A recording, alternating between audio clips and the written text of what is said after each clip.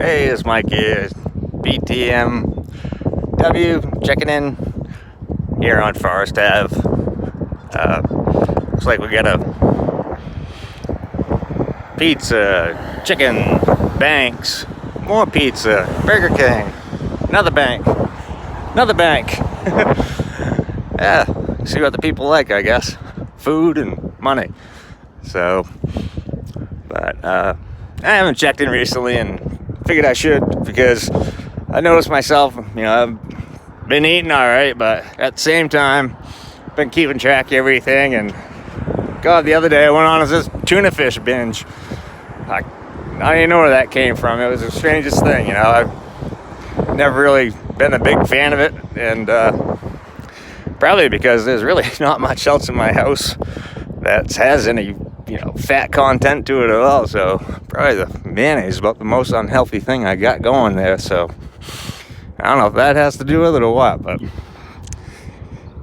so yeah, pretty much the whole idea is for me to keep track of this, and I don't want to go back to eating like I was, that's for sure.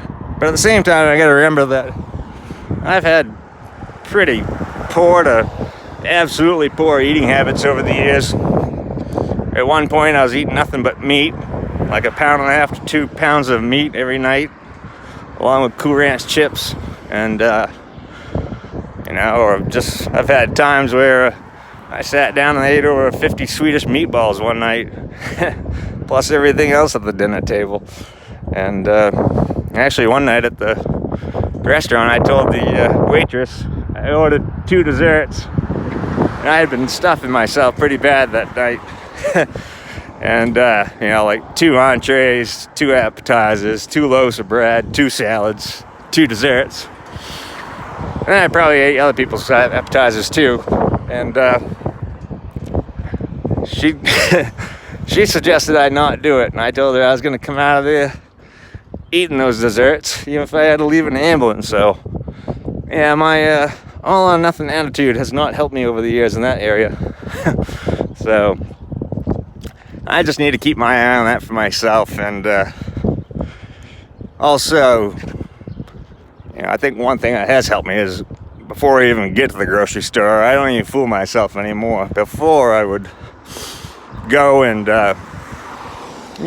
put the Fruit Loops or Cinnamon Toast Crunch, Frosted Flakes, whatever in the cart, thinking to myself, oh, this is for the kids, even though I knew damn well I was going to be the one that ate it. Half the time, I don't even think they knew it came through the door, so they definitely weren't going to beat me to it. So, and I sit down back in the day, when I sit down with a box of cereal, at only 1 or 2 settings, that thing was gone. So they didn't have much of a chance, not against me. So I gotta know for myself ahead of time that, if I'm doing that type of stuff, I'm just bullshitting myself. I've never been able to do it. Probably, it's like they say, 1 is too many and 1,000's never enough. So if I go with that type of mentality, I'll be all set in that area, because, I've done it with brownies. I mean, I used to sit there and eat the brownies, and then I'd have like maybe 3 or 4 left, but I couldn't throw them away, and I couldn't stand them just sitting over there in the kitchen, so I wouldn't have to think about them anymore. I just eat them, And I guess that's one thing that kind of got me back on doing this again. Probably like on every other day basis. That way I don't get too worn out or anything. But last night I was eating and getting full, and then still eating, and I wasn't doing that before. Before I'd stop just before I got full. And now here I am, where I've been kind of cooped up, and not much else to do sometimes, and I can only go on so many walks and so many other things, and that's right back on the couch, and there's not too much else to do. So yeah, I really gotta watch that. And one big thing that has helped me, where I got rid of the cable TV, now I watch this show, Super Size versus Super Skinny, and it's a Britain show, and kind of shows what happens when you're super obese or when you're super skinny. So, like for example, nowadays they're gonna make like a 52-inch wide coffin. They never used to have to do that. Some mortuaries, the people are so big that they have to, in order to, incinerate them for that process, they have to actually delimb them sometimes to fit them in there, to cremate them, which is just a horrible thing, and so even like with these caskets, I think in the 90s they never made any. Early 2000s they might have made a few, and now they're making 4 a month. So that's how much is gone out of control. And so it's super size versus super skinny. And the other one I watch, it's kind of funny if you're kind of a Monty Python type person, but Britain's most disgusting foods.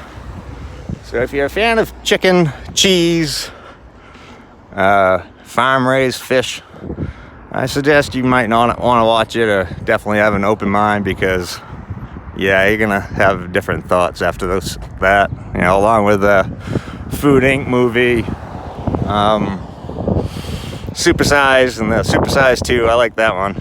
It's pretty comical, but it's all real stuff. I mean, they put it all out there. We're the ones I'm the one that puts it in my mouth, and a lot of the foods have the same effects as drugs, coke and heroin. Same pleasure centers. So, and it definitely feels like that sometimes. It's like it always seems like a good idea, and then after I'm done eating it, it's like, that really wasn't that great, and I wish I didn't do that. And but over and over again, my brain always tells me it's going to be different this time. It's going to be so much better, and and so always the same results, if not worse. So, and it applies to other things that I mentioned. So, I've gone on here a little bit, so I think I'm gonna head back and do some stretching. And that's one of the things I haven't done.